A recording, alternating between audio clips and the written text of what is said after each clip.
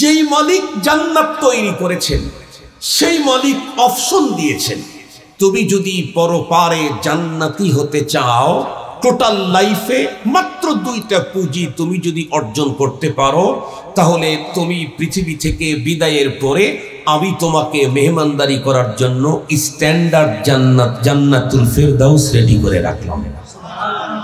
সারা জীবনে আমাকে কয়টা পুঁজি নিয়ে পার হতে হবে দুনিয়া? জোরে বলেন, কয়টা পুঁজি?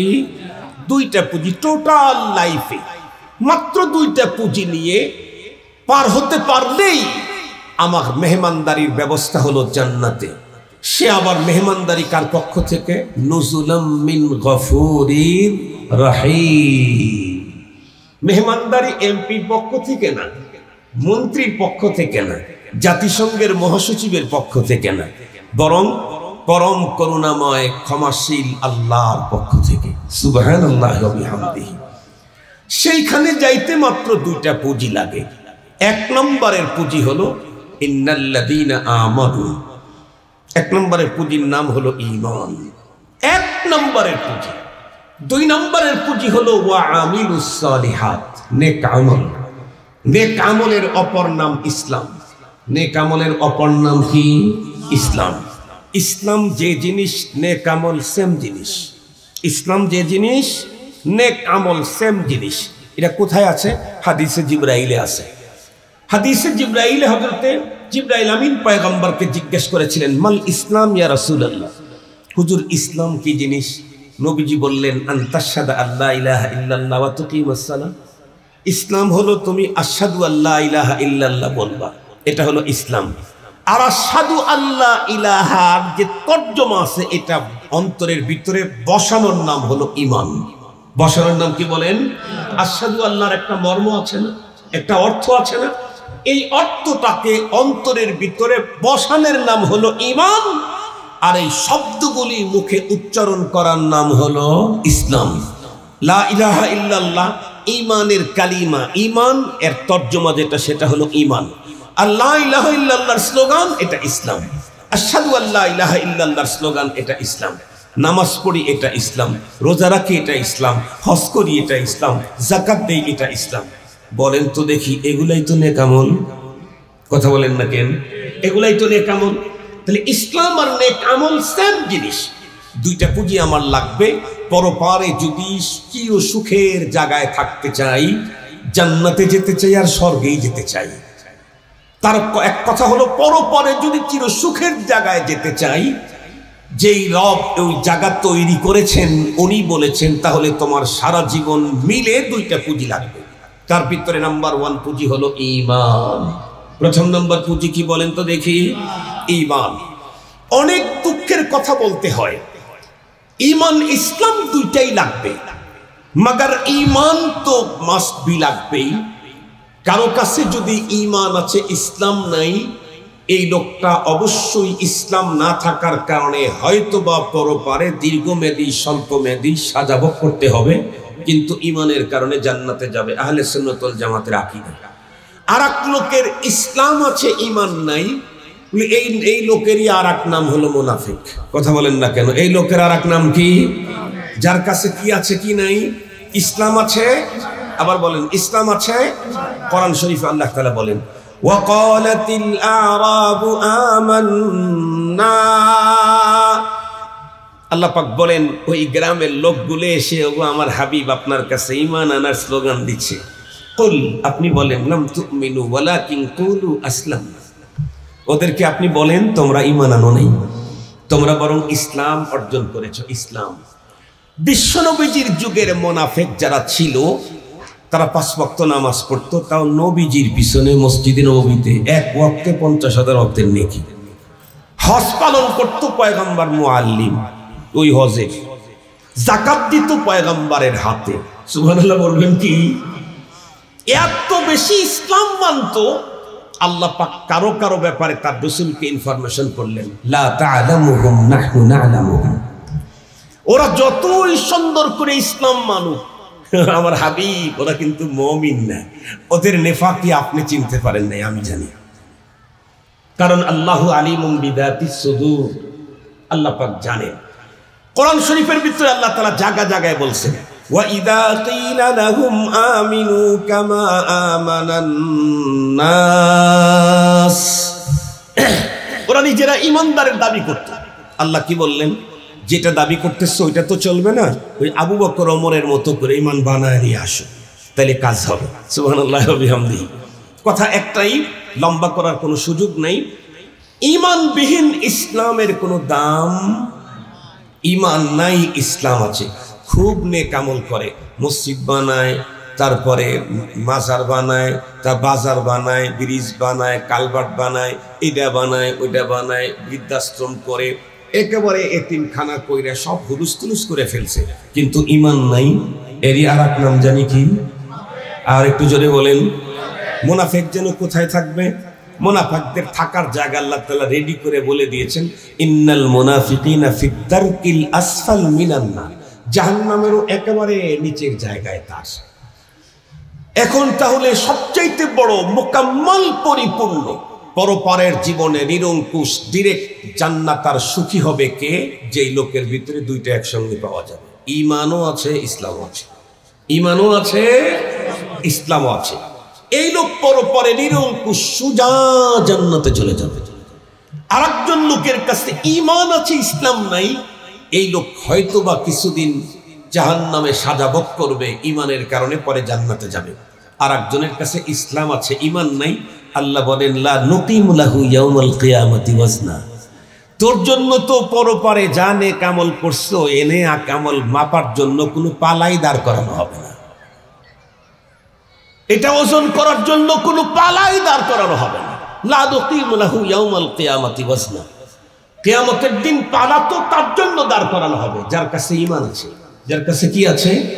ঈমান আছে, নেক আমল করছে, বদ আমল করছে, এটা ওজন টোজন করে ঠিকঠাক করে দিয়ে দেওয়া হবে। যার ঈমানই নাই তার জন্য কিয়ামতের দিন পরপারে মিজানের পালা দাঁড় করানো নাই।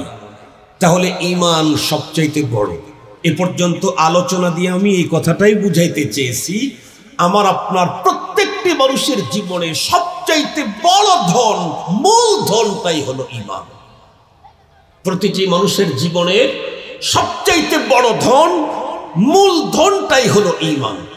এ কারণে আমাদের বাংলাদেশের জাতীয় মসজিদের সম্মানিত খতিব মুফতি আব্দুল মালেক সাহেব হুজুর হাফিজাহুল্লাহ একটা বই লিখেছেন, বড় চমৎকার নাম দিয়েছেন হুজুর, ঈমান সবার আগে। বইটার নাম কি বললাম? একটু বলেন না, বইটার নাম কি বললাম? ঈমান সবার আগে। এই ঈমানের উপরে অনেকেই কিতাব লিখেছেন, কিতাবুল ঈমান নামে, কিতাবুল ঈমান নামে, আরো বিভিন্ন নামে, কিন্তু ঈমান সবার আগে এই নামের কিতাব মুফতি আব্দুল মালেক সাহেব হুজুর হাফিজাহুল্লাহ লিখেছেন, বড় চমৎকার লিখেছেন। বইটার নামটাই তো পৃথিবীর মানুষকে, ঘুমন্ত মানুষকে জাগ্রত করায় দেয়। বইটার নামই আমার জীবনে যত অর্জন দরকার আছে সবার আগে কোনটা দরকার? আর একটু জোরে বলেন। আমাদের হযরত মাওলানা আব্দুল হাকিম হাবিবি, মুফতি জুবাইর সাহেব যারা আছে, তারা এই ঈমানের দাওয়াতের কাজটাই করে, ঈমানের দাওয়াতের কাজটাই করে। আমরাও দাওয়াতের কাজ করি, তবে আমরা বেশি হলো আমলের দাওয়াতের কাজ করি। ঈমানের দাওয়াতের কাজ করি, তবে তুলনামূলক কম। আমরা নামাজের ওয়াজ করি, রোজার ওয়াজ করি, জিহাদের ওয়াজ করি, সদকার ওয়াজ করি, রমজানের ওয়াজ করি, হজের ওয়াজ করি, ওয়াজের ওয়াজ করি, এগুলো সব হলো আমল। এগুলি সব কি বলেন? আমরাও দাওয়াত দেই, মাগার ইসলামের। কিন্তু প্রথম প্রয়োজন হলো ঈমানের। সমস্ত নবী রাসূলগণের প্রথম দাওয়াত হলো লা কুলু লা ইলাহা ইল্লাল্লাহ তুফলিহু। ওনারা আমাকে বলতেছিলেন, হুজুর আজকেও একজন ইনশাআল্লাহ শাহাদা পড়বেন। একজন মানুষের জীবনে সবচাইতে বড় পুঁজি, সে বলবে আশহাদু আল্লা ইলাহা ইল্লাল্লাহ ওয়া আশহাদু আন্না মুহাম্মাদান আবদুহু ওয়া রাসূলুহু। সবচাইতে বড় পুঁজি, এর চাইতে বড় পুঁজি নেই। আমি অত্যন্ত আনন্দিত আজকের এই মাহফিলের ইন্তেজামে যিনি প্রধান, আমাদের হযরত মাওলানা দাঈ আব্দুল হাকিম হাবিবি, ওনার সাথে আমার জানি না ওইটা প্রথম সাক্ষাৎ কিনা, তবে ওই রকমের ওনার সাথে পরিচয়ের সূত্রটা হলো আমার বর্তমান পৃথিবীর বড় একজন দাঈ, আল্লামা কালিম সিদ্দিক হাফিজাহুল্লাহ, ওনার বাসা। আমি গত কোরবানির আগে চিকিৎসার জন্য ইন্ডিয়ায় গিয়েছিলাম। সেখানে আমি যার বাসায় মেহমান হয়েছিলাম, সে এক আজীব বিষয়। আমি তাকে জীবনে কোনো দিন দেখিনি, জিন্দিগিতেও আমার তার সাথে কোনোদিন কথা হয় নাই। আগে যাওয়ার একদিন অথবা 2 দিন আগে তার সাথে প্রথম কথা। উনি দারুল উলুম দেওবন্দের প্রধান কারি যিনি ছিলেন আবুল হাসান আজমি হাফিজাহুল্লাহ, ওনার সাথে ওনার সম্পর্ক। আর আবুল হাসান আজমি হাফিজাহুল্লাহ হজরত যেহেতু প্রতি রমজান কাপাসিয়ার হজরতের এখানে আসেন, সেই হিসাবে কাপাসিয়ার হজরতের সাথে ওনার সম্পর্ক। এরপরে আমি আমার আহলিয়াকে নিয়ে এই অপরিচিত লোকের বাসায় 15 দিন ছিলাম। কিন্তু উনি ছিলেন অনেক বড় একজন মানুষের সাহবতি আফতা, ইংরেজি শিক্ষিত একজন ব্যবসায়ী। তো উনি আমাকে নিয়ে গেলেন দিল্লিতে। ডাক্তারও দেখাবেন। দিল্লির মার্কাজ মসজিদ কখনো দেখি নেই, নিজামুদ্দিন আউলিয়ার সেই ওইটাও আমি কোনো দিন দেখি নেই। তো চলেন একটু জিয়ারা করি, আসতে যেহেতু দিল্লিতে। তো ওইখান দিয়ে যাইতেই মাগরিবের নামাজের আগে উনি আমাকে বললেন যে এখানে কালিম সিদ্দিকী সাহেব হুজুরের বাসা এখানে। আমি বললাম তাই যদি হয় তাহলে তো আমার এই সফর বরকতময় হবে, ওনার সাথে যদি আমার সাক্ষাৎটা করা দিতে পারেন। পরে ওনার বাড়ি, ওনার মাদ্রাসা, সেখানে গেলাম। হজরতের সাথে আমার দেখা হলো ওয়েটিং রুমে। ওনার সাথে আমার সাক্ষাৎ, হয়তো আগে সাক্ষাৎ হয়েছে কিন্তু ওইভাবে না। এরপরে মৌলানার কিছু হাল পড়ছি। মৌলানা আমার ব্যাপারে হজরতকে বলার কারণে হজরতের অন্তরে আমার প্রতি তার আজমত মোহাব্বত তৈরি হলো। হজরত নিজের পক্ষ থেকে টাকা পয়সা দিয়ে ডাক্তার ঠিক করে, আমি শুধু গেছি আর চিকিৎসা নিয়ে আসতাম। আল্লাহ তাআলা হজরতকে সব ধরনের দুনিয়াবি পেরেশানি থেকে মুক্তি দান করেন। সেই সময় থেকে ওনার সাথে আমার সম্পর্ক। আমি কখনো এই অঞ্চলে আসতে দিলে আমার মনেই পড়ে না। আজকে প্রথম আসলাম দাওয়া কনফারেন্স। আজকের অনুষ্ঠানটা 2 নামই আছে, দাওয়া কনফারেন্স, ইসলামী মহাসম্মেলন। এখানে 2 রকমের মেহমানি আছে, দায়ীও আছে, আবার ইসলামী আলোচকও আছে। তো আমরাও দাওয়াতের কাজ করি। ডাক্তাররা যেমন কয়েক রকমের হয়, মেডিসিনের ডাক্তার আছে, সার্জন ডাক্তার আছে। তা আমরা ধরে নেন মেডিসিনের ডাক্তার। মৌলানা আব্দুল হাকিম হাবিবি, মৌলানা মুফতি জুবাইর সাহেব, তারা ধরেন এটা অপারেশনের ডাক্তার। তার মানে জটিল বিষয়ের দাওয়াত ওনারা দেন, আমরা নর্মাল বিষয়ের দাওয়াত দিই।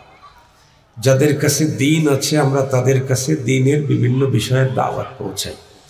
ওনারা দিনদারের কাছেও দাওয়াত পৌঁছান, দিনহীন মানুষের কাছেও দাওয়াত পৌঁছান। আমি জিজ্ঞেস করেছিলাম ওনাকে যে এ পর্যন্ত আপনাদের দাওয়াতে কতজনের কি হালত? উনি বললেন 24 সালেও 50 জন আলহামদুলিল্লাহ মুসলমান হয়েছে। বিশাল বড় ব্যাপার। কালিম সিদ্দিকী সাহেব হুজুর হাফিজাহুল্লাহ ওই দিন বললেন, ওই দিন একজন বড় হাকিম হুজুরের কাছে দোয়া নিতে আসছিলেন, ইমরান। তো হুজুর বললেন যে কোনো একজন মানুষ যদি 1-2 জন লোককে কালিমা পড়ায় দিতে পারে, কালিমা শাহাদাত অর্থাৎ ঈমানের ছায়াতলে আনতে পারে, এই লোকটা যেন নিশ্চিত থাকে যে আল্লাহ পাক তাকে জান্নাত পরপারে দান করবে। হুজুরের ওই কথা শোনার পর থেকে আমার দিলের তামান্না হলো যে আল্লাহ তুমি আমার মাধ্যমেও 2-4 জনকে কালিমাওয়ালা বানায় দাও, তাহলে কমপক্ষে একটা নিশ্চিত জান্নাতি হওয়ার একটা ভরসা তো কমপক্ষে ভিতরে আসবে। আল্লাহ তাআলা আমাদের সকলকে এই মহান কাজে লাগার তৌফিক দান করুন। সমস্ত নবী এবং রাসূলগণের দাওয়াতের প্রথম টার্গেটই ছিল, কথা বলেন কারা? যাদের ভিতরে দিন নেই, যারা রব চেনে না, সব চেনে রব চেনে না, তাদের কাছে সমস্ত নবীগণের দাওয়াত, সমস্ত নবীগণের দাওয়াত। এই জায়গায় কিলো কাল করার কোনো সুযোগ নেই, এখানে চুচেরা করার কোনো সুযোগ নেই, এখানে আওয়াজ উঠাবার কোনো প্রয়াস নেই। আল্লাহ তাআলা আমাদের সকলকে এ মহান কাজে আল্লাহ আমাদেরকে আত্মনিয়োগের তৌফিক দান করুন। মুহতারাম হাজিরিন, আসলে লিকুল্লি ফন্নিন রিজাল, দাওয়াতের বিষয়ে ওনারা স্পেশালি আলমী দায়ীর কাছ থেকে প্রশিক্ষণ নিয়েছেন। তাদের আলোচনা একরকমের হবে, আমরা আবার আরেকটা ময়দানে কাজ করি, আমাদের আলোচনা আরেক রকমের হবে। এই কারণেই আমি দাওয়াতের দিকটাও যাতে সামনে থাকে, সম্মেলনের দিকটাও যাতে সামনে থাকে, দুইটাকে সামনে নিয়েই কোরআনে হাকিমের একখানা আয়াতে কারিমা তেলাওয়াত করেছি। এই আয়াতে কারিমাতে আল্লাহ পাক রব্বুল আলামিন কি বলেছেন, এই কথাটাকে পুরাপুরি বুঝবার জন্য ছোট্ট একটা ভূমিকা আমাদেরকে অবশ্যই জানতে হবে, তাহলে পরবর্তী কথাগুলি জেহেন অথবা অন্তরের গভীর পর্যন্ত ঢুকবে। আমরা প্রত্যেকেই জানি তামাম আলমে যত মানুষ আছে, তামাম মানুষগুলি প্রথমত দুই প্রকার। এক প্রকারের মানুষ যারা স্রষ্টাকে স্বীকার করে না, আমরা তাদেরকে নাস্তিক বলি। আর এক প্রকারের মানুষ যারা স্রষ্টাকে স্বীকার করে, সৃষ্টিকর্তা স্বীকার করে, তাদেরকে আমরা আস্তিক বলি। যারা সৃষ্টিকর্তাকে স্বীকার করে এরা আবার এক গ্রুপ না, এরা অনেক গ্রুপ। কেউ একজনকে রব মানে, যেমন আমরা, কেউ দুইজনকে রব মানে, কেউ তিনজনকে রব মানে, কেউ অনেক জনের পূজা করে। আমরা একজনকে স্রষ্টা মানি, আমরা একত্ববাদী। যারা দুইজনকে রব বলে তারা দ্বিত্ববাদী, যারা তিনজনকে রব বলে তারা তৃতীয়বাদী। যারা বিভিন্ন সময় বিভিন্ন জনের পূজা করে, যেমন আমাদের দেশের হিন্দুরা কখনো লক্ষ্মী, কখনো সরস্বতী, কখনো দুর্গা, কখনো কালীর পূজা করে, এদের পূজনীয় জিনিস অনেকগুলি, এরা হলো বহুত্ববাদী। আর এই সব শ্রেণীর লোক আমাদের দেশে আছে, আস্তিকও আছে, নাস্তিকও আছে, একত্ববাদ, দ্বিত্ববাদ, তৃতীয়বাদ, বহুত্ববাদ সব আছে। প্রথমে নাস্তিকের বিষয়টা বলি। যারা নাস্তিক হয় এরা কিন্তু শয়তানের চাইতেও জঘন্যতম খারাপ। কার চাইতে জঘন্য খারাপ? শয়তানের চাইতে। কি দলিল? দলিল হলো শয়তান যদিও শয়তান, কিন্তু সে নাস্তিক না, শয়তান আস্তিক। শয়তান সৃষ্টিকর্তাকে অস্বীকার করে না, শয়তান সৃষ্টিকর্তাকে স্বীকার করে তার নিজের জবানের কথা। একেবারে স্পষ্ট আপনারা প্রত্যেকেই জানেন, রব্বুল আলামিন যখন আদম আলাইহিস সালামকে তৈরি করে সিজদা করার অর্ডার করলেন, সকলেই সিজদা করলো, করলো না শুধু ইবলিস করলো না। যে কেন করলো না, সে তার যুক্তি উপস্থাপন করতে গিয়ে বলেছিল, খালাকতানি মিন নার ওয়া খালাকতাহু মিন তিন। রবের হুকুমই অমান্য করতেছে, কিন্তু রবের হুকুম অমান্য করতে গিয়ে আর রবকে রব বলে স্বীকার করতেছে, সৃষ্টিকর্তা হিসাবে স্বীকার করতেছে। সে কি বলে? খালাকতানি, আপনি আমাকে সৃষ্টি করেছেন, আপনি আমার স্রষ্টা। ওয়া খালাকতাহু, আপনি আদম পয়গম্বরকে সৃষ্টি করেছেন, আপনি তারও স্রষ্টা। তবে আমাকে সৃষ্টি করতে উপাদান যেটা ব্যবহার করেছেন এটা দামি, সেটা হলো আগুন। আর আদম পয়গম্বরকে তৈরি করতে যেই উপাদান আপনি ব্যবহার করেছেন এটা নিম্নমানের, সেটা হলো মাটি। এই প্রশ্নের উত্তর অবশ্য, এই যুক্তির উত্তর অবশ্য আল্লাহ পাক কোরআন শরীফের আরেক আয়াতে দিয়েছেন। আল্লাহ তাআলা বলেন, ইয়া ইবলিস মা মানাকা আন তাসজুদা লিমা খালাকতু বিয়াদাই আস্তাকবারতা আম কুনতা মিনাল আলিন। ইবলিস তো যুক্তি দেখাইলো যে আল্লাহ আপনি তৈরি করতে যে উপাদান ব্যবহার করেছেন তাকে আর আমাকে, আমারটা তারটার চাইতে উত্তম কেন? সে মাটির তৈরি।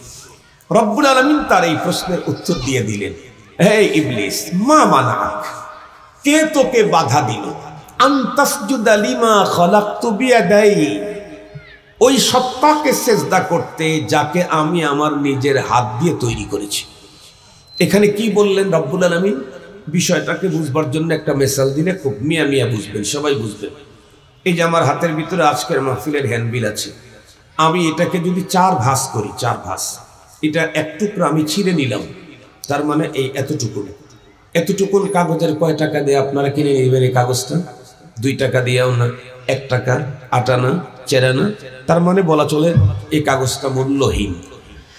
এই মূল্যহীন কাগজের উপরে যদি অন্তর্বর্তীকালীন সরকারের প্রধান ডক্টর ইউনূস সাহেব নিজের হাতে কলমে লিখে দেয় কাগজের বাহককে 50,000 কোটি টাকা দিয়ে দেওয়া হোক, এখন এই কাগজের দাম কত?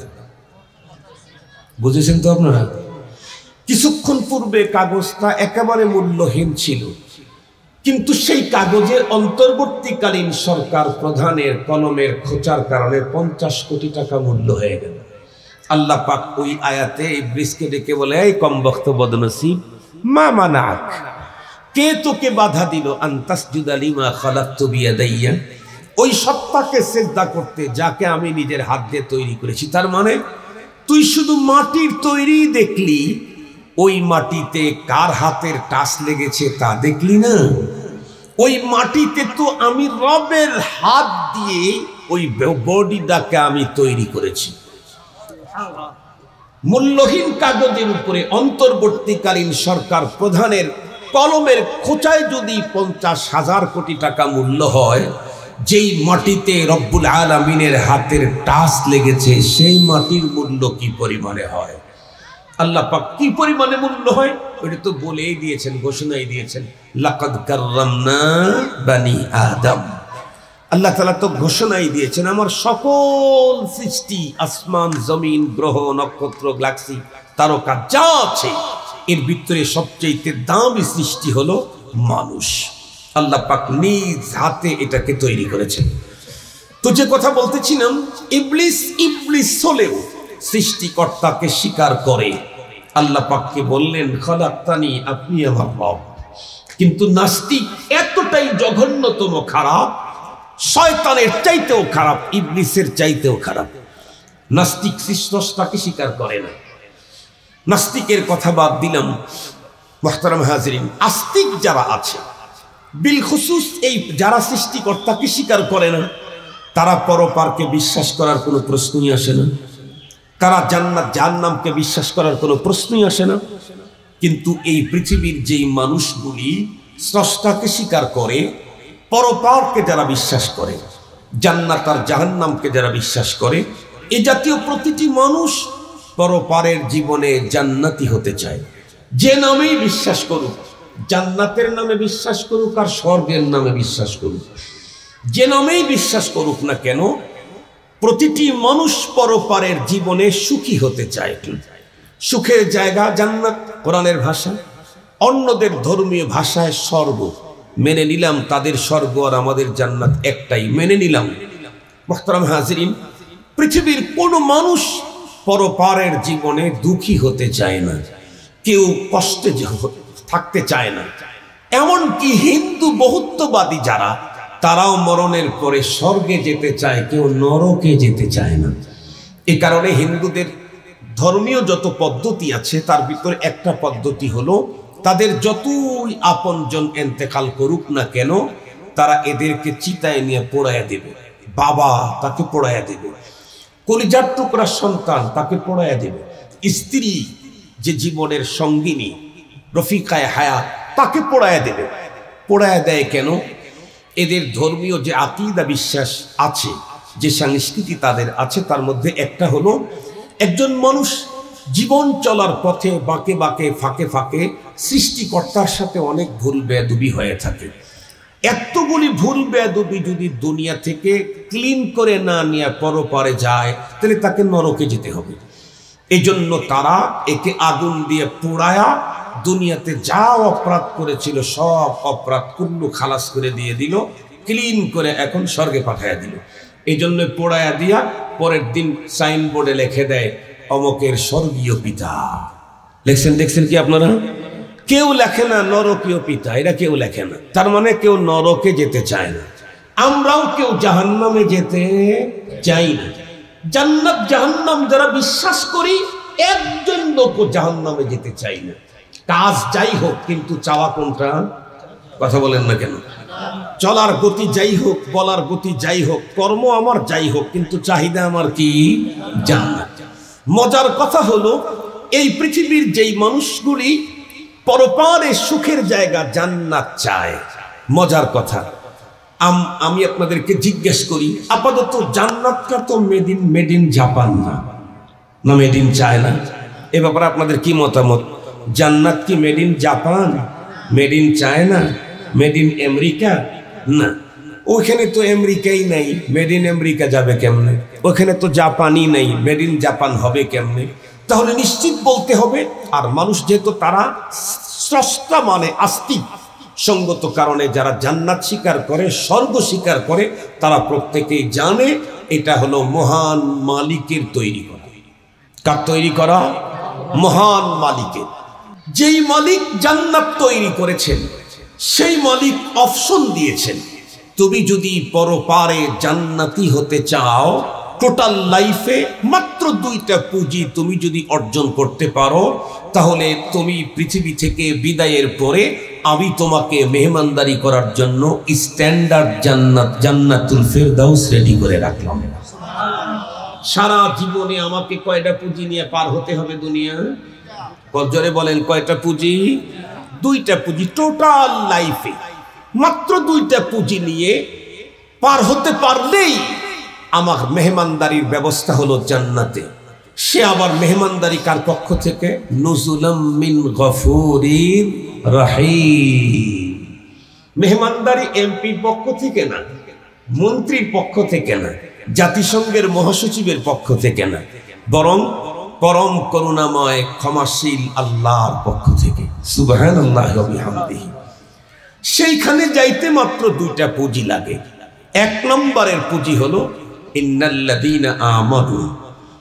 1 নম্বরের পুঁজির নাম হলো ঈমান। 1 নম্বরের পুঁজি। 2 নম্বরের পুঁজি হলো ওয়া আমিলুস সালিহাত, নেক আমল। নেক আমলের অপর নাম ইসলাম। নেক আমলের অপর নাম কি? ইসলাম।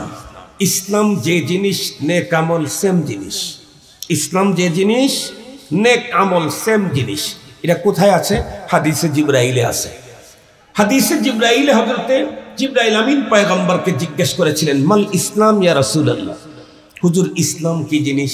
নবীজি বললেন, আনতাশহাদু আল্লা ইলাহা ইল্লাল্লাহ ওয়া তুকিমাস সালাহ। ইসলাম হলো তুমি আশহাদু আল্লা ইলাহা ইল্লাল্লাহ বলবা, এটা হলো ইসলাম। আর আশহাদু আল্লা ইলাহার যে তর্জমা আছে, এটা অন্তরের ভিতরে বসানোর নাম হলো ঈমান। বসানোর নাম কি বলেন? আশহাদু আল্লাহর একটা মর্ম আছে না, একটা অর্থ আছে না? এই অর্থটাকে অন্তরের ভিতরে বসানোর নাম হলো ঈমান। আর এই শব্দগুলি মুখে উচ্চারণ করার নাম হলো ইসলাম। লা ইলাহা ইল্লাল্লাহ ঈমানের কালিমা, ঈমান এর তর্জমা যেটা, সেটা হলো ঈমান। আর লা ইলাহা ইল্লাল্লাহর স্লোগান, এটা ইসলাম। আশহাদু আল্লা ইলাহা ইল্লাল্লাহর স্লোগান, এটা ইসলাম। নামাজ পড়ি, এটা ইসলাম। রোজা রাখি, এটা ইসলাম। হজ করি, এটা ইসলাম। যাকাত দেই, এটা ইসলাম।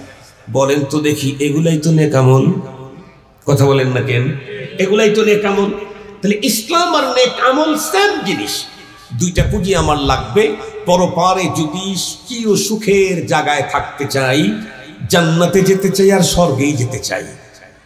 তার এক কথা হলো, পরপারে যদি চির সুখের জায়গায় যেতে চাই, যেই রব ওই জায়গা তৈরি করেছেন উনি বলেছেন, তাহলে তোমার সারা জীবন মিলে 2টা পুঁজি লাগবে। তার ভিতরে নাম্বার 1 পুঁজি হলো ঈমান। প্রথম নম্বর পুঁজি কি বলেন তো দেখি? ঈমান। অনেক দুঃখের কথা বলতে হয়, ঈমান ইসলাম 2টাই লাগবে, মাগার ঈমান তো মাস্ট বি লাগবেই। কারো কাছে যদি ঈমান আছে, ইসলাম নাই, এই লোকটা অবশ্যই ইসলাম না থাকার কারণে হয়তোবা পরপারে দীর্ঘমেয়াদী স্বল্পমেয়াদী সাজাব করতে হবে, কিন্তু ঈমানের কারণে জান্নাতে যাবে। আহলে সুন্নাত ওয়াল জামাতের আকীদা। আর এক লোকের ইসলাম আছে, ঈমান নাই, এই লোকেরই আর এক নাম হলো মুনাফিক। কথা বলেন না কেন? এই লোকের আর এক নাম কি? যার কাছে কি আছে কি নাই? ইসলাম আছে। আবার বলেন, ইসলাম আছে। কোরআন শরীফে আল্লাহ তাআলা বলেন, ওয়াকালাতিল আরাবু আমান্না। আল্লাহ পাক বলেন, ওই গ্রামের লোকগুলো এসে, ওগো আমার হাবিব আপনার কাছে ঈমান আনার স্লোগান দিচ্ছে। কুল, আপনি বলেন, লাম তুমিনু ওয়ালাকিন কুলু আসলামনা। ওদেরকে আপনি বলেন, তোমরা ঈমান আনো নাই, তোমরা বরং ইসলাম অর্জন করেছো। ইসলাম। বিশ্বনবীজির যুগের মুনাফিক যারা ছিল, তারা 5 ওয়াক্ত নামাজ পড়তো, তাও নবীজির পিছনে মসজিদে নববীতে 1 ওয়াক্তে 50,000 ওয়াক্তের নেকি। হজ পালন করতো পয়গম্বর মুআল্লিম, ওই হজে যাকাত দিত পয়গম্বরের হাতে। সুবহানাল্লাহ বলবেন কি? এত বেশি ইসলাম মানতো, আল্লাহ পাক কারো কারো ব্যাপারে তার রাসূলকে ইনফরমেশন করলেন, লা তা'লামুহুম নাহনু না'লামুহুম। ওরা যতই সুন্দর করে ইসলাম মানুক, আমার হাবিব, ওরা কিন্তু মুমিন না।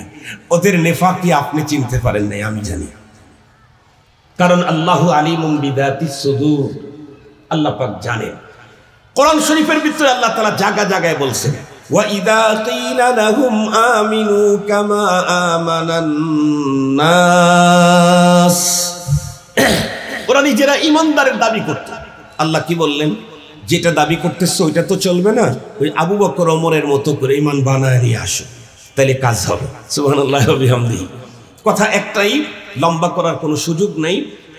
ঈমানবিহীন ইসলামের কোনো দাম, ঈমান নাই ইসলাম আছে।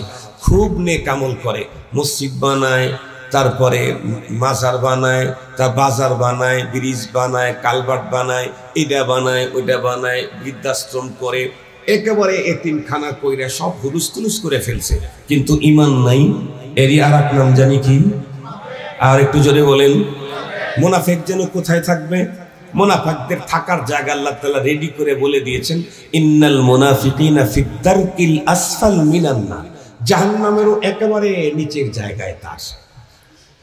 এখন তাহলে সবচাইতে বড় মোকাম্মল পরিপূর্ণ পরপারের জীবনে নিরঙ্কুশ ডিরেক্ট জান্নাত আর সুখী হবে কে? যেই লোকের ভিতরে দুইটা একসঙ্গে পাওয়া যাবে, ঈমানও আছে ইসলামও আছে। ঈমানও আছে, ইসলামও আছে। এই লোক পরপারে নিরঙ্কুশ সুজা জান্নাতে চলে যাবে। আরেকজন লোকের কাছে ঈমান আছে ইসলাম নাই, এই লোক হয়তোবা কিছুদিন জাহান্নামে সাজা ভোগ করবে ঈমানের কারণে, পরে জান্নাতে যাবে। আর একজনের কাছে ইসলাম আছে, ঈমান নাই। আল্লাহ বলেন, লা নুকিমু লাহু ইয়াউমাল কিয়ামাতি ওয়াজনা। তোর জন্য তো পরপারে যা নেক আমল করছো, এনে আমল মাপার জন্য কোনো পালাই দাঁড় করানো হবে না। এটা ওজন করার জন্য কোনো পালাই দাঁড় করানো হবে না। লা নুকিমু লাহু ইয়াউমাল কিয়ামাতি ওয়াজনা। কিয়ামতের দিন পালা তো তার জন্য দাঁড় করানো হবে যার কাছে ঈমান আছে। যার কাছে কি আছে? ঈমান আছে, নেক আমল করছে, বদ আমল করছে, এটা ওজন টোজন করে ঠিকঠাক করে দিয়ে দেওয়া হবে। যার ঈমানই নাই তার জন্য কিয়ামতের দিন পরপারে মিজানের পালা দাঁড় করানো নাই। তাহলে ঈমান সবচাইতে বড়। এ পর্যন্ত আলোচনা দিয়ে আমি এই কথাটাই বুঝাইতে চেয়েছি, আমার আপনার প্রত্যেকটি মানুষের জীবনে সবচাইতে বড় ধন, মূল ধনটাই হলো ঈমান। প্রতিটি মানুষের জীবনের সবচাইতে বড় ধন, মূল ধনটাই হলো ঈমান। এ কারণে আমাদের বাংলাদেশের জাতীয় মসজিদের সম্মানিত খতিব মুফতি আব্দুল মালেক সাহেব হুজুর হাফিজাহুল্লাহ একটা বই লিখেছেন, বড় চমৎকার নাম দিয়েছেন হুজুর, ঈমান সবার আগে। বইটার নাম কি বললাম? একটু বলেন না, বইটার নাম কি বললাম? ঈমান সবার আগে। এই ঈমানের উপরে অনেকেই কিতাব লিখেছেন, কিতাবুল ঈমান নামে, কিতাবুল ঈমান নামে, আরো বিভিন্ন নামে, কিন্তু ঈমান সবার আগে এই নামের কিতাব মুফতি আব্দুল মালেক সাহেব হুজুর হাফিজাহুল্লাহ লিখেছেন। বড় চমৎকার লিখেছেন। বইটার নামটাই তো পৃথিবীর মানুষকে, ঘুমন্ত মানুষকে জাগ্রত করায় দেয়। বইটার নামই আমার জীবনে যত অর্জন দরকার আছে সবার আগে কোনটা দরকার? আর একটু জোরে বলেন। আমাদের হযরত মাওলানা আব্দুল হাকিম হাবিবি, মুফতি জুবাইর সাহেব যারা আছে, তারা এই ঈমানের দাওয়াতের কাজটাই করে। ঈমানের দাওয়াতের কাজটাই করে। আমরাও দাওয়াতের কাজ করি, তবে আমরা বেশি হলো আমলের দাওয়াতের কাজ করি। ঈমানের দাওয়াতের কাজ করি, তবে তুলনামূলক কম। আমরা নামাজের ওয়াজ করি, রোজার ওয়াজ করি, জিহাদের ওয়াজ করি, সদকার ওয়াজ করি, রমজানের ওয়াজ করি, হজের ওয়াজ করি, ওয়াজের ওয়াজ করি, এগুলো সব হলো আমল। এগুলি সব কি বলেন? আমরাও দাওয়াত দেই, মাগার ইসলামের। কিন্তু প্রথম প্রয়োজন হলো ঈমানের। সমস্ত নবী রাসূলগণের প্রথম দাওয়াত হলো লা কুলু লা ইলাহা ইল্লাল্লাহ তুফলিহু। ওনারা আমাকে বলতেছিলেন, হুজুর আজকেও একজন ইনশাআল্লাহ শাহাদা পড়বেন। একজন মানুষের জীবনে সবচাইতে বড় পুঁজি, সে বলবে আশহাদু আল্লা ইলাহা ইল্লাল্লাহ ওয়া আশহাদু আন্না মুহাম্মাদান আবদুহু ওয়া রাসূলুহু। সবচাইতে বড় পুঁজি। এর চাইতে বড় পুঁজি নেই। আমরা তো আমাদের একটা কালিমাকে আমরা জানি, কালিমায়ে তাইয়্যিবা, তাইয়্যিবা, তাইয়্যিবা, সারা জীবন শুধু শুনলাম লা ইলাহা ইল্লাল্লাহ মুহাম্মাদুর রাসূলুল্লাহ। তাইয়্যিবা বলে কেন তা জানেন? আল্লাহ তাইয়্যিবা মানেও পবিত্র, তাহেরা মানেও তো পবিত্র। যে কালিমাকে কালিমায়ে তাহেরা না বলে তাইয়্যিবা বললো কেন? তাহেরা হলো বাইরের অপবিত্রতাকে এটাকে পবিত্র করা, খারেজি। তাইয়্যিব হলো ভিতরের অপবিত্রতাকে দূর করে পবিত্র করা, এটা হলো দাখিলি। প্রতিটি মানুষ জন্মগত নাপাক পানি দিয়ে তৈরি। কি পানি দিয়ে? পাক পানি না নাপাক পানি? যেই পানি বাবার শরীর থেকে বের হওয়ার কারণে বাবার উপরে গোসল ফরজ হয়েছে, ওযু করেও কাম হয় নাই। যেই পানি মায়ের শরীর থেকে বের হওয়ার কারণে মায়ের উপরে গোসল ফরজ হয়ে গেছে। এত বড় সিরিয়াস নাপাক পানি দিয়ে আল্লাহ পাক আমাকে তৈরি করেছেন। তো যেই জিনিসটা নাপাক দিয়ে তৈরি সেটা আবার পাক হবে কেমনে? একটা কথা আছে না, কয়লা ধুইলে ময়লা যায় না। কয়লা ধুইলে আবার ময়লা যাবে কেমনে? আর যতক্ষণ কয়লা থাকবে ততক্ষণ ময়লা থাকবে না কেমনে? এই জন্য কয়লা ধুইলে ময়লা যায় না, তার জিনিসটাই তো ময়লা। তো আমরা তো তৈরি হয়েছি নাপাক পানি দিয়ে, এটাকে পাক করবো কেমনে? ডাব সাবান দিয়ে গোসল করলে, গোসলের ফরজ মানলে বাইরের নাপাকি দূর হয়, ভিতরের জন্মগত যে নাপাকি দিয়ে তৈরি করা হয়েছে এটা দূর করার জন্য রব্বে কারীম অপশন দিয়েছেন একটা কালিমা মাত্র, সেটি হচ্ছে লা ইলাহা ইল্লাল্লাহ মুহাম্মাদুর রাসূলুল্লাহ। এই কালিমার নাম তাইয়্যিবা। এ কারণেই তো কোরআনে আল্লাহ তাআলা বলেন ইন্নামাল মুশরিকুনা নাজাস। একজন মুশরিক থাকাকালীন সে যদি জমজমের পানি দিয়ে ৭০,০০০ বার গোসল করে তারপরেও না পাক। তারপরেও কি কথা বলেন না কেন? তারপরেও না পাক কেন? জমজমের পানি দিয়া উপরটা ধোয়া যায়, ভিতরের জন্মগত নাপাকিকে দূর করতে চাইলে পানি দিয়া হবে না, কালিমা দিয়ে ধোয়া লাগবে। কালিমার নাম কালিমায়ে তাইয়্যিবা, তাহেরা না। তাহের তো উপরের নাপাকিকে দূর করে, আর একেবারে ভিতরের মূল নাপাকিটাকে শেষ করে দেয় লা ইলাহা ইল্লাল্লাহর এই এক কালিমা। মুহতারাম হাজিরিন, সেদিকে যেতে চাই না, আমার কথা হলো একটা। তাহলে আমরা এতক্ষণ পর্যন্ত এই কথাটা বুঝে ফেলেছি যে প্রত্যেকটি মানুষের জীবনের প্রথম এবং সবচেয়ে দামি সম্পদ, মূলধন, আসল সম্পদটাই হলো কি? ঈমান। দুঃখের সাথে বলতে হয় আমাদের দেশে ইসলাম নিয়ে প্রচুর আলোচনা হলেও ঈমানি আলোচনা খুব কম হয়। সত্য কথা, ঈমানি আলোচনা খুব কম হয়। আপনি গভীরভাবে লক্ষ্য করে দেখবেন, নামাজ পড়ে, রোজা রাখে, হজ করে, যাকাত দেয়, ওমরা করে, হজে যায়, হুজুরদেরকে খাওয়ায়, বহুত উন্নত মানের হাদিয়া তোহফা দেয়, কিন্তু ভিতরে চেক করতে গেলে ঈমান পাওয়া যায় না। এরকম মানুষ বাংলাদেশে হাজার হাজার না লাখ আছে। সহজে বুঝবার জন্য একটা মিসাল দিলেই বুঝতে পারবেন যে আমরা কোন কন্ডিশনে কোথায় দাঁড়িয়ে আছি। আমরা তো আল্লাহর মেহেরবানিতে নামাজ আদায় করি, কি বলেন? আরে বলেন যে হ্যাঁ, আমি তো বলি নাই নিয়মিত না অনিয়মিত, আমি তো এটা বলি নাই। কেউ হয়তো প্রতিদিন 5 বার পড়ে, কেউ হয় 7 দিনে 1 বার পড়ে তো বাস পড়লেই হল। আমি একেবারে নিয়মিত নামাজীদেরকে ডাকি নাই। এখন আমরা নামাজ পড়ি আলহামদুলিল্লাহ, হয়তো নিয়মিত 5 দিন, প্রতিদিন 5 বার, না হয় 7 দিনে 1 বার পড়ি। নামাজ পড়তে গেলে কিছু সিস্টেম আল্লাহ তাআলা দিয়েছেন। নামাজ একটা ফরজ, কিন্তু এই ফরজটাকে আদায় করতে চাইলে আরো 13টা ফরজ লাগে। নামাজের বাহিরে ভিতরে 13 ফরজ। শুধু 13 ফরজ দিয়ে এক ফরজ আদায় হয় না, ওর সাথে আবার 14টা ওয়াজিব লাগে। নামাজের ওয়াজিব 14টি। এই 13 আর 14কে একসঙ্গে মিলানের পরে তারপরে একটা ফরজ আদায় হবে, তার নাম নামাজ। তো যেই ফরজগুলি আমাকে নামাজ শুদ্ধ হওয়ার জন্য আছে, তার মধ্যে একটা, আমি যেই কাপড় পরে নামাজ পড়বো সেই কাপড়টা নাপাক হতে হবে। যাই আলহামদুলিল্লাহ, আপনারা যে তাওয়াজ্জু আছে এটা আমি বুঝে ফেলেছি। আমি যেই কাপড়টা পরে নামাজ পড়বো সেই কাপড়টা কি হতে হবে? পাক হতে হবে। এখন এই কাপড়টা পাক হইতে চাইলে কি হওয়া লাগবে? ধরেন আমাদের দেশে না পাকি টোটাল 14 আইটেম, যেমন মানুষের পেশাব, মানুষের পায়খানা, মানুষের ব্লাড, মানুষের শরীর থেকে বের হওয়া পুজ, মানুষের তারপরে পেশাবের রাস্তা দিয়ে আরো 3 প্রকারের পানি বের হয়, মনি, মজি, ওদি, আরো অনেক কিছু। গরু ছাগলের পেশাব পায়খানা সব মিলে ধরে নেন 14 আইটেমের নাপাকি দুনিয়াতে শরীয়ত ঘোষণা করছে। এই কাপড়টা পাক হতে চাইলে 14টা থেকেই এই কাপড়টাকে সেফ থাকতে হবে, নাকি বলেন? 14টার কোনো একটাও লাগে নাই, তাহলে কাপড়টা কি পাক। কিন্তু নাপাক হওয়ার জন্য কি 14টাই লাগতে হবে তারপরে নাপাক হবে? কমপক্ষে 7টা লাগতে হবে, কমপক্ষে 3.5। কয়টা?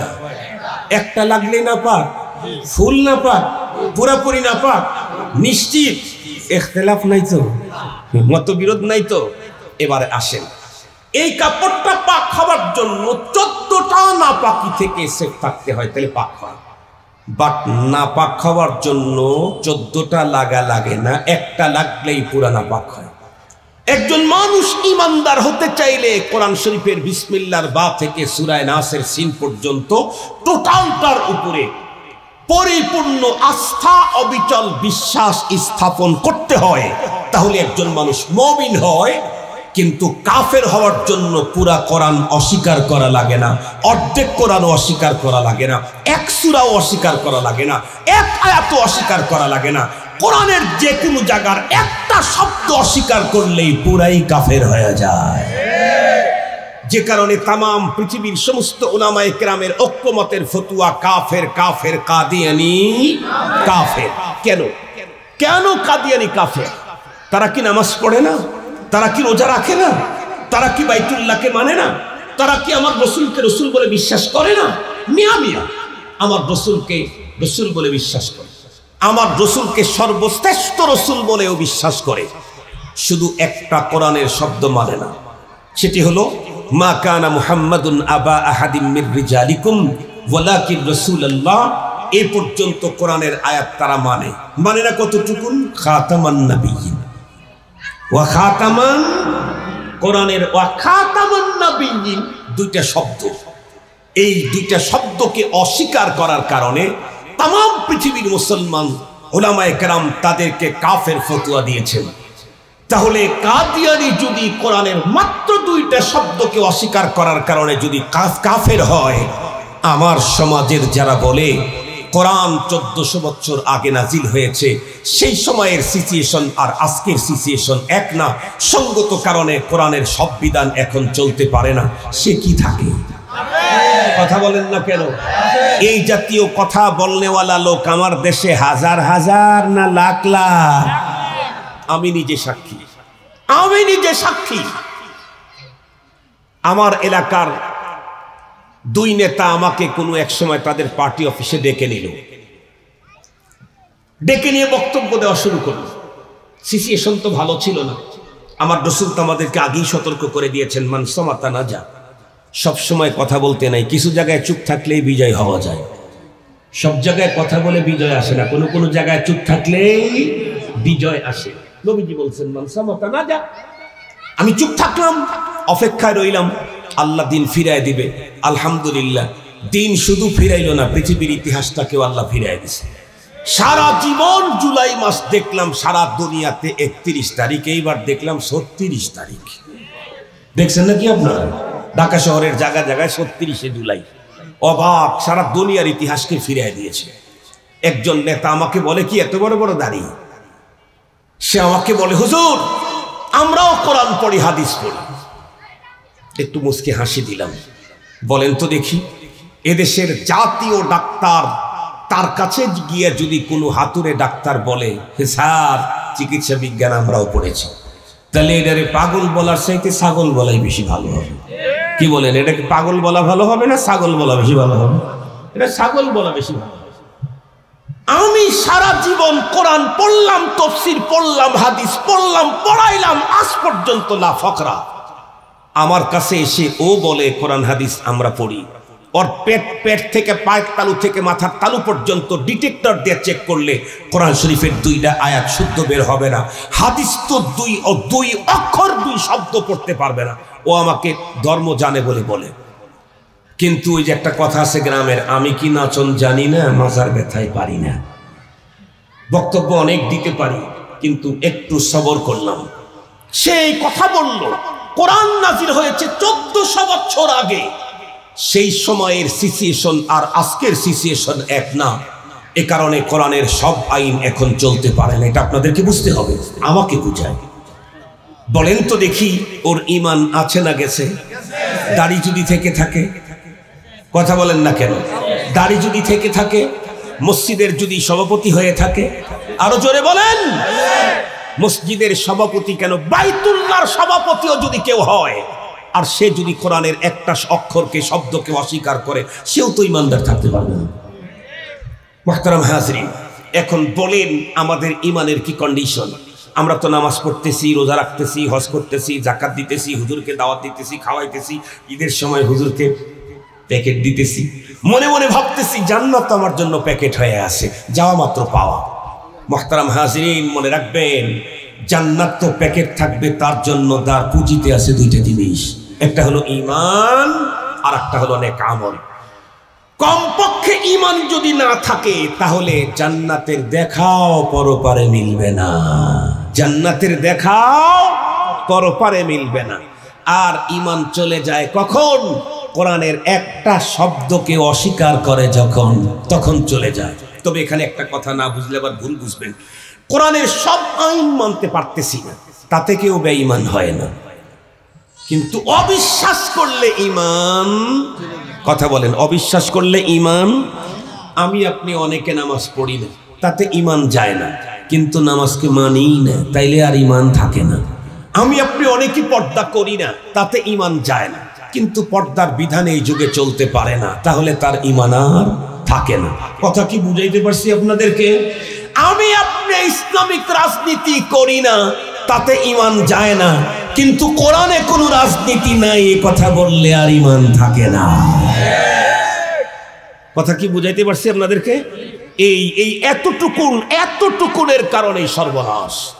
এই জন্য কথা বলতে বড় সাবধান, কথা বলতে বড় সাবধান। কথার যে কি ভয়ঙ্কর প্রতিক্রিয়া, এটা যদি হুজুরের ওয়াজে বুঝে না এসে শেখ হাসিনার ফোন দিয়ে জিজ্ঞেস করেন, তাই বলবো যে হায়, কেন বলছিলাম যে অমকের ছেলেদেরকে দেব নাকি অমকের ছেলেদেরকে চাকরি দেব। এক কথা বলে সব তছনছ হয়ে গেল। শেখ হাসিনার এক শব্দে রাজাকারের বাচ্চাদেরকে দেব, এক শব্দে তার সব স্বপ্ন চুরমার। শুধু তারটা চুরমার না, তার সাথে যত লোকের লিঙ্ক ছিল তাদেরটাও চুরমার হয়ে গেছে। তাই যদি হয় তাহলে ধর্মের ব্যাপারে এক শব্দ আপনার টোটাল লাইফের ঈমান চুরমার করে ফেলে দেবে। ধর্মের ব্যাপারে কথা বলতে সাবধান, দ্বীনের ব্যাপারে কথা বলতে সাবধান, কোরআনের ব্যাপারে কথা বলতে সাবধান। তবে মুহতারাম হাজিরিন, কথা আমার একটাই, আমাদের প্রত্যেকের সবচেয়ে বড় পুঁজি হলো কি? এক নাম্বার হলো ঈমান। আসুন আমরা আমাদের সন্তানদেরকে ঈমান শিখাই, নিজেরা ঈমান শিখি। ঈমানের দাওয়াতের কাজ যেখানে হবে সেখানে আমার ন্যূনতম যেন সাহায্য থাকে। জিন্দেগিতে যেন কোনোদিন এমন না হয় কাজটা ভালো, আমি করতে পারতেছি না, আমি তার জন্য দোয়া করব, আমি নেপথ্যে সহযোগিতা করব। বিরোধিতা যদি করি খোদায়ে পাকের দরবারে ভয়ঙ্কর আসামি হিসাবে দাঁড়াতে হবে। আল্লাহ আমাদেরকে আলোচিত কথা বুঝবার, এর উপরে আমল করবার তৌফিক দান করুক। ওয়া আখিরু দাওয়ানা আলহামদুলিল্লাহি রাব্বিল আলামিন। আসসালামু আলাইকুম ওয়া রাহমাতুল্লাহ।